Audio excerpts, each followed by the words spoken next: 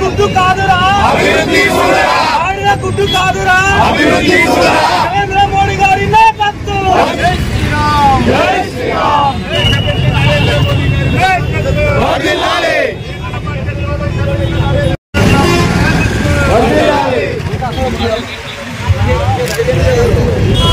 2025-26 సంవత్సరానికి గాను దేశ ప్రీతమ ప్రధాని నాయకత్వంలో కేంద్ర ఆర్థిక మంత్రి నిర్మలా సీతారామన్ గారు ఫిబ్రవరి 1న పార్లమెంట్లో బడ్జెట్ని ప్రవేశపెట్టడం జరిగింది.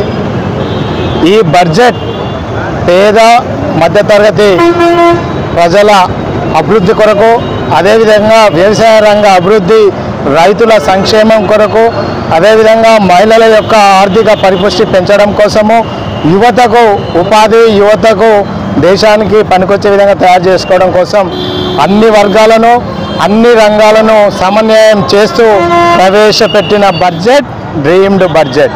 ఇది భారతదేశాన్ని వికసిత్ భారత్గా చేసేదానికి విధంగా ఈ బడ్జెట్ని ప్రవేశపెట్టడం జరిగింది.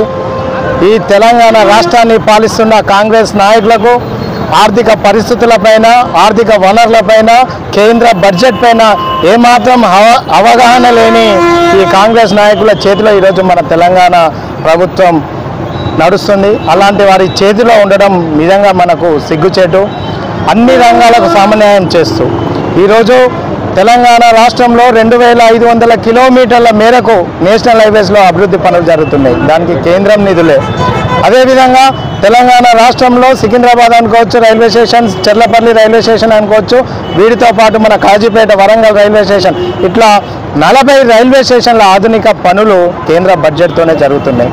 అదేవిధంగా ములుగు జిల్లాకు సంబంధించి సమ్మక్క సారలమ్మ గిరిజన విశ్వవిద్యాలయ అభివృద్ధికి కేటాయించిన నిధులు కావచ్చు, అదేవిధంగా నిజామాబాద్ జిల్లాలో పసుపు బోటుకే కావచ్చు, అదేవిధంగా ఉడాన్ స్కీమ్ ద్వారా మామ్నూర్ ఎయిర్పోర్ట్లో, అదేవిధంగా కొత్తగూడెం గ్రీన్ఫీల్డ్ ఎయిర్పోర్ట్ అభివృద్ధి కోసం కావచ్చు కేంద్ర బడ్జెట్ ఉన్నాయి.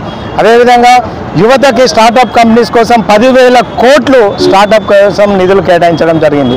దాంట్లో తెలంగాణ యువత స్టార్టప్ కంపెనీల అభివృద్ధి కోసం పనిచేస్తాయి. అదేవిధంగా వైద్య రంగం దాదాపు మనకి ఈరోజు ప్రతి 1000 మందిలో 1-2 క్యాన్సర్ బారిన పడుతున్నారు. క్యాన్సర్కి సంబంధించిన మందులలో 36 మెడిసిన్స్కి, 36 రకాల ఔషధాలకి ఈరోజు ఎలాంటి ట్యాక్సెస్ లేకుండా పేదవాడికి కూడా క్యాన్సర్ వైద్యం అనేది తక్కువ రూపాయలతో అయ్యే విధంగా చేయడం జరిగింది.